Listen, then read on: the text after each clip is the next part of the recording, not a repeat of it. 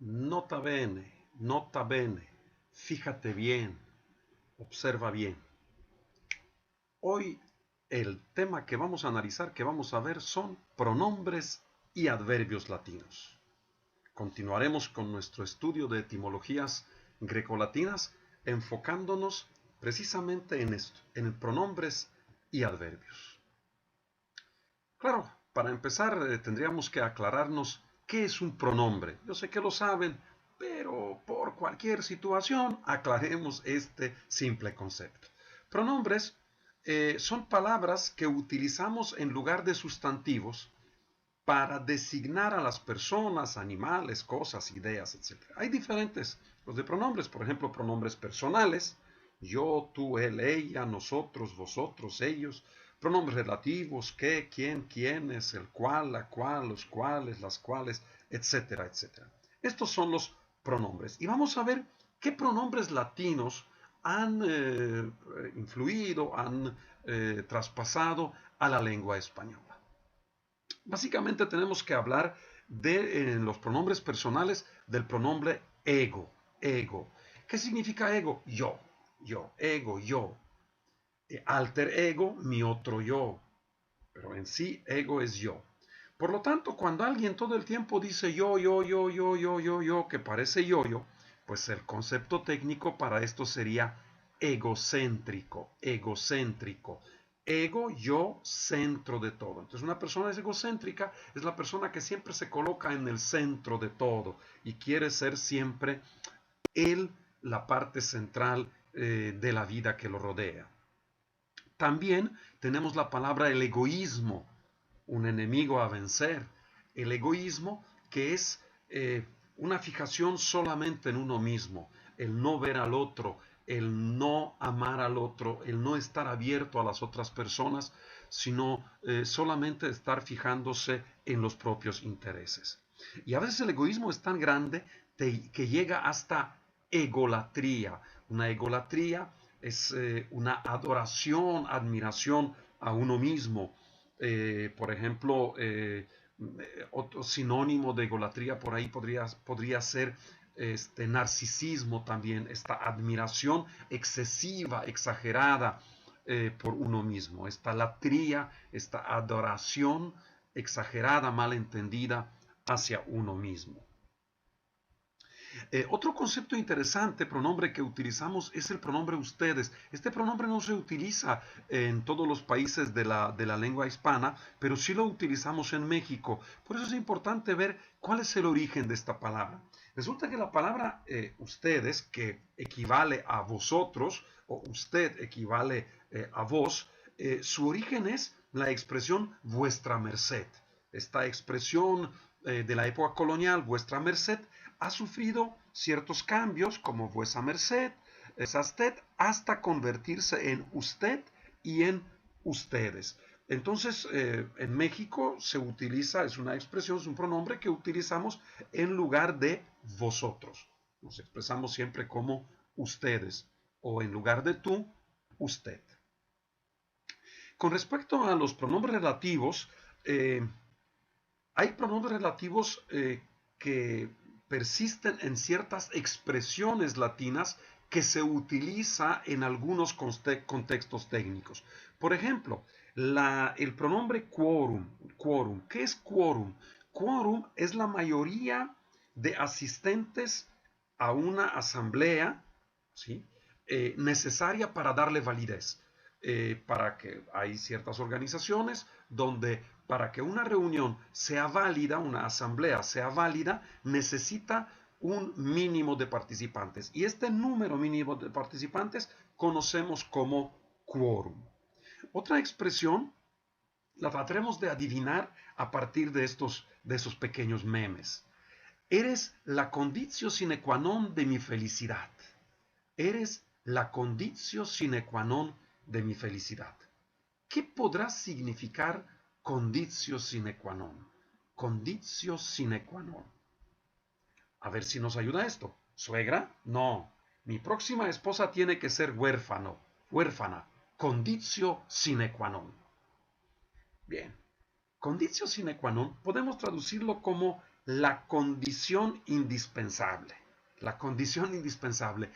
Podríamos, literalmente sería condición sin la cual no. Condición sin la cual no. Entonces, eres la condición sine qua non de mi felicidad. Eres la condición indispensable para que yo sea feliz.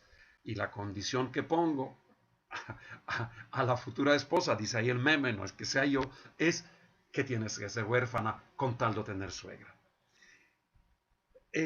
Aquí ya tienen dos expresiones interesantes que pueden utilizar en su vida diaria cuando gusten enamorar a alguna pareja o enojar a la suegra. Otra expresión que tiene pronombre relativo es expresión cum quibus. Cum quibus quiere decir con cuáles, y refiriéndonos a qué recursos para trabajar, con qué dinero, con qué recursos, con qué elementos se puede hacer algo. Entonces, cuando decimos cum quibus, es con qué, no hay con qué. Es una expresión de, pues realmente no hay con qué hacer algo. Estos son algunos ejemplos de los pronombres relativos que persisten en expresiones latinas, pero que sí también se utilizan a veces en español. Ahora vamos a los adverbios. ¿Qué son los adverbios? Los adverbios son palabras invariables que nombran circunstancias de lugar, por ejemplo, ahí, de tiempo, ahora, de modo, así, o de cantidad, o que indican negación, afirmación o duda. Estos son los adverbios. Entonces vemos que hay diferentes tipos de adverbios y vamos a ver estos diferentes tipos de adverbios y cómo han derivado de ellos palabras en español. Para empezar tenemos que ver que algunos adverbios latinos pasaron a la lengua española sufriendo bastantes modificaciones de carácter morfológico. Por ejemplo, el adverbio jacnocte se convirtió en nuestro anoche, sería la noche pasada. Adieri en ayer, Nunquam o nunquam, también se pueden utilizar estas dos, tanto con M o con N, que se convirtió en nuestro nunca.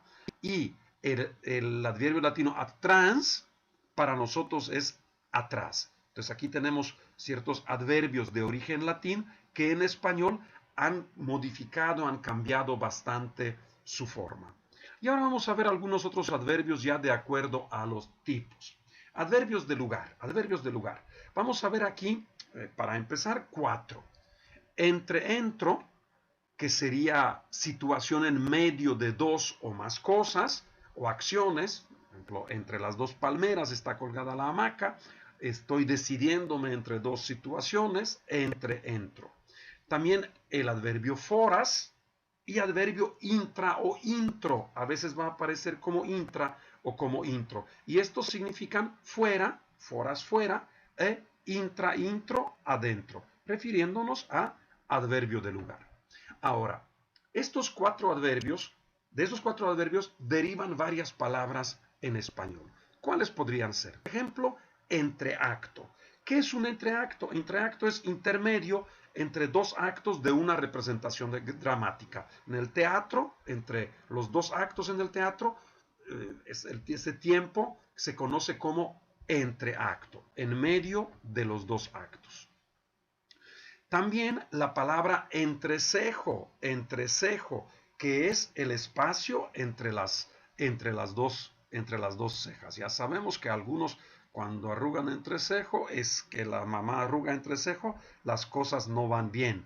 Y también sabemos que las chicas pues de repente quieren ponerse por ahí algunas cosas para resolver este problema de arrugas entrecejo, en medio de las cejas. Y la palabra entrometerse, y aquí hay momentos en los que es mejor no entrometerse. Yo personalmente en esta situación que vemos en la imagen no me metería. ¿Qué es entrometerse? Es inmiscuirse, es involucrarse en asuntos que no son propios, que no son de nosotros. Yo ahí mejor no me meto, no me entrometo, no intervengo en asuntos que no me corresponden. No hay que entrometerse, no hay que ser entrometido, o sea, metido donde no te llaman, donde no te corresponde. A partir de foras fuera, la palabra foráneo. Tal vez algunos de ustedes lo serán ya muy pronto. Tal vez algunos ya sueñan con ser foráneos. ¿Qué es un foráneo? Foráneo es el que vive fuera. Entonces, cuando vayan tal vez a estudiar a otros lugares, a Tuxtla, a Puebla, a la Ciudad de México, a Guadalajara, ustedes allá serán los foráneos. Y así irán con su mochila en los hombros a estudiar a la universidad, a otro lugar, y les conocerán como estudiantes foráneos, estudiantes que viven fuera. Y también tal vez conocen de las viejas películas por ahí del oeste, la palabra forastero. ¿Qué es un forastero? Persona que es o que viene de fuera. Persona que viene de fuera. Esto es con foras, fuera. Ahora vamos a ver intra, adentro. ¿Qué tenemos en intra? En caso de intra, tenemos la palabra introvertido. En este caso, introvertido. Introvertido, a diferencia de extrovertido, introvertido es una persona que, eh, que se vuelve hacia sí misma. La introversión es la acción de una persona de volverse hacia sí mismo, de estar enfocándose en uno mismo. Y extrovertido pues, es una persona alegre que se expresa hacia los demás y es muy expresiva hacia los demás. Introspección, por otro lado, sería observación interna de nuestra psíquica. Cuando hacemos introspección, introspicere, observar, spicere, es observarnos hacia adentro, hacia nuestra psíquica. Y también la palabra introducir. En este caso, introducir viene de introducere, es llevar hacia adentro. Por ejemplo, la introducción en un trabajo, en un texto, es la parte que nos lleva hacia el interior del trabajo. Introducir, llevar hacia adentro.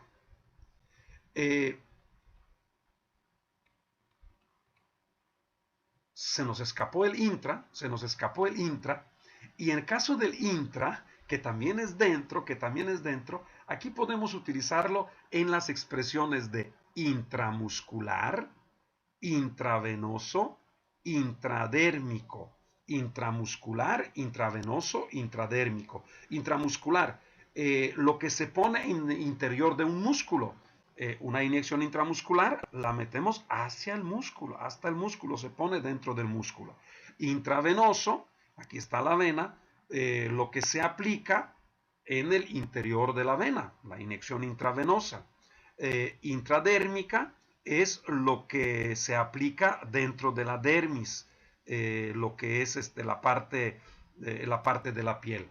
Entonces tenemos estas tres formas, por ejemplo, de inyección utilizando este adverbio intra. Ya posteriormente veremos también el sub, que también que significa debajo. Bien, ya los intros ya los hemos visto, entonces vamos a siguientes adverbios de lugar, también de lugar, como por ejemplo infra y supra. Infra y supra, que es arriba y abajo. Infra abajo, supra arriba. Debajo, infra, encima, supra. Bajo, por debajo de, supra, sobre, arriba, por encima de.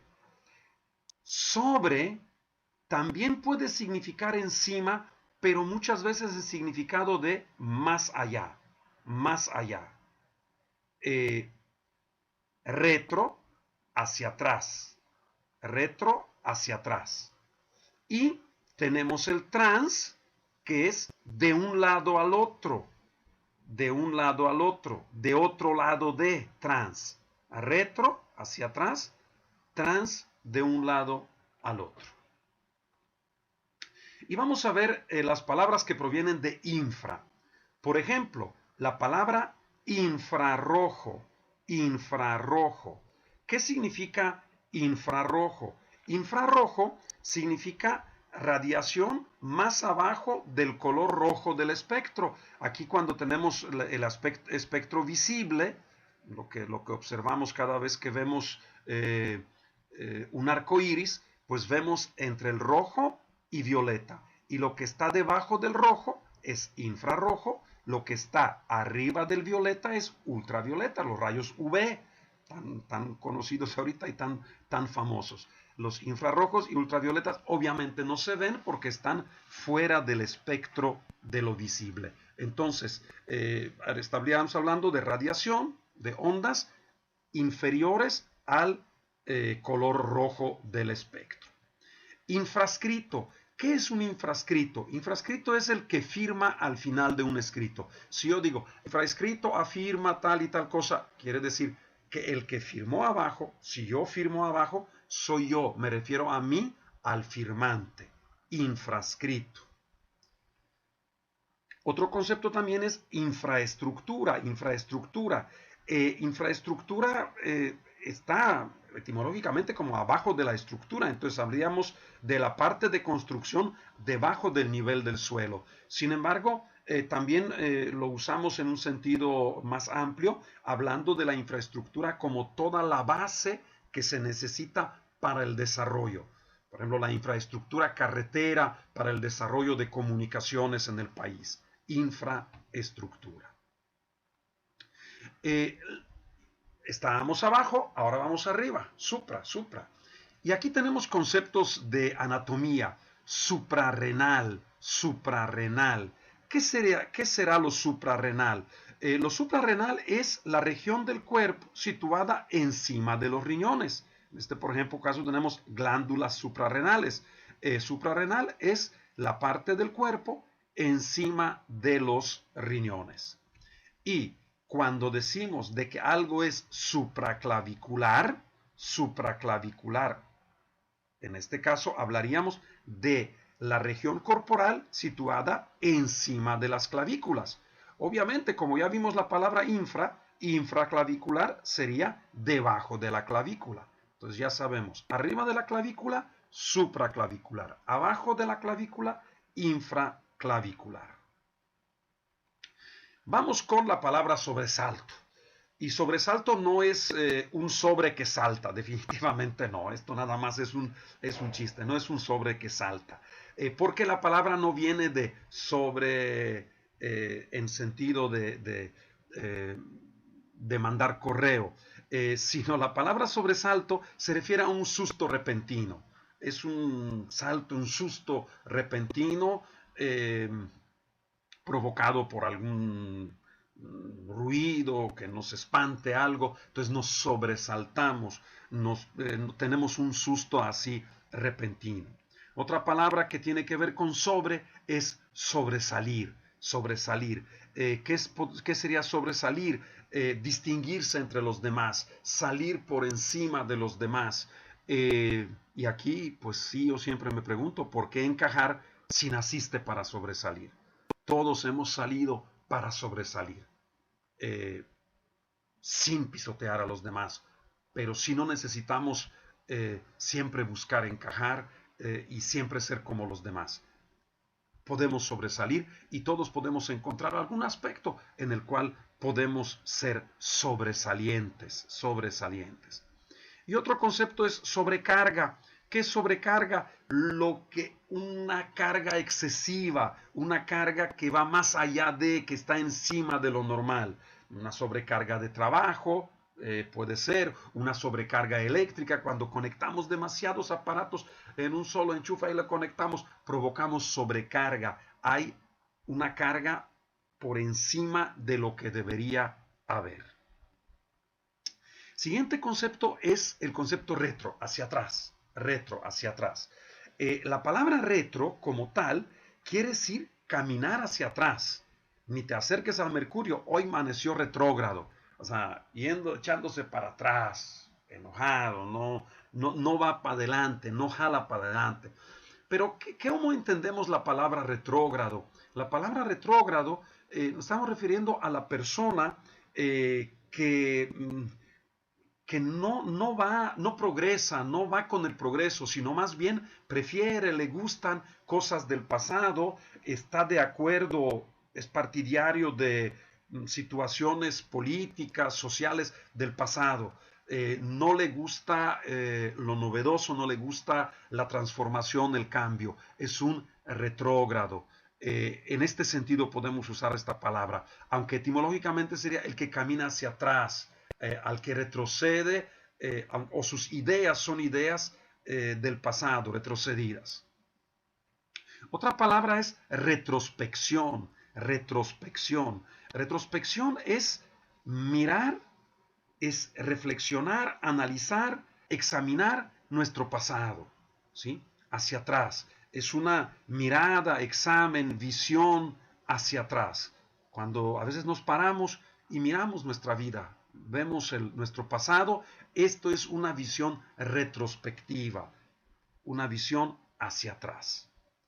Y vamos con trans, y aquí tenemos la palabra transporte, obviamente, y transportar. ¿Qué es transportar? Transportar es llevar las cosas de un lado al otro, ¿sí? Portar es llevar, trans, de un lado a otro, entonces transportar, es llevar algo de un lado al otro. Y el medio de transporte es un medio que lleva las cosas de un lado al otro. Y otra palabra es la palabra tradición, en este caso por ejemplo tradiciones mexicanas, y la palabra tradición significa lo que pasa de una generación a la otra, lo que se lleva de una generación a otra. Esta es una tradición, lo que sobrevive, lo que se pasa de una generación a otra. Tradición. Bien, estos eran los adverbios de tiempo. Vamos con adverbios de lugar. Vamos con adverbios de tiempo. En este caso tenemos uno que es el adverbio semper, que significa siempre. Tal vez alguna vez han escuchado esta expresión de semper fidelis, siempre fieles. Y aquí tenemos la palabra muy bonita que es la palabra sempiterno. ¿Qué es sempiterno? Lo perdurable, lo que dura para siempre, lo que inició y durará para siempre. Ojalá como el amor que tienes ahorita a tu chico, a tu chica, sempiterno, un amor que teniendo principio no tendrá fin. Bueno, algunos dicen que es solamente un sueño guajiro y una ilusión, y otros creemos que es posible este amor sempiterno. Es sinónimo un poco de eterno, nada más que con caché, dicho de una manera que da un poco de caché, sempiterno. Vamos con adverbios de cantidad. En adverbios de cantidad tenemos el adverbio satis, suficiente. Satis, suficiente. Y aquí tenemos la palabra satisfacer, esta palabra que a veces da mucha lata al utilizarla. Satisfago, satisface, satisfacemos, satisfacen. A veces cuesta un poquitito usarla bien. Aquí de una vez tenemos un poco de ayuda para usar el lenguaje técnico bien. ¿Y qué es satisfacer? Satisfacer es saciar un deseo, es cumplir un deseo, lograr un deseo. Y la palabra saturar, que últimamente, por ejemplo, la pudimos escuchar en expresiones como no saturar los centros de salud. ¿Qué es saturar? Es saciar, es llenar, es colmar, es dejar ya lleno y que no se puede más, ya es suficiente, no hay más. Entonces nos decían que no deberíamos saturar los centros de salud, no deberíamos aglomerarnos todos para que ya no hubiera ni espacio para nadie más. Saturar, llenar, colmar. Y también tenemos adverbios de modo. En este caso vamos a ver dos. Bene y male, este angelito y este diablito. El bien y el mal, bene y male, bien y mal. Y nosotros que a veces estamos así como perdidos entre este bene y male. Y ahí vienen las palabras como bendecir y maldecir. ¿Qué es bendecir? Bendecir es desear el bien. Bendecir es desear el bien y maldecir es desear el mal. ¿Sí? Maldecir, la palabra maldecir es desearle mal a alguien. Bendecir es desearle bien a alguien. Otra palabra que proviene ahí, por ejemplo, es la palabra benemérito, que la usamos en referencia, por ejemplo, a Benito Juárez como benemérito de las Américas. ¿Qué significa benemérito? Meritus es merecedor, entonces benemérito, el que merece el bien, el que merece el bien. Y también la palabra bienhechores, bienhechores o benefactores, bienhechores o benefactores. ¿Quién es un bienhechor, benefactor? El que hace bien por otra persona, el que aporta un bien a otra persona. Alguien que aporta un bien por ti, te apoya económicamente, te apoya moralmente, te da un apoyo, podríamos decir que es tu bienhechor, es tu benefactor. Y con respecto al male, pues tenemos el maleficio también, el maleficio, que es maldad, daño, algo es maléfico cuando es dañino, es maloso, o la palabra malversación. ¿Qué es malversación? Malversar es invertir mal un capital, invertirlo de una manera ilegal. Por ejemplo, se utiliza mucho malversación de fondos públicos cuando algún funcionario público utiliza mal el dinero, lo invierte mal, no en lo que debería estar invertido. Entonces hablamos de una malversación.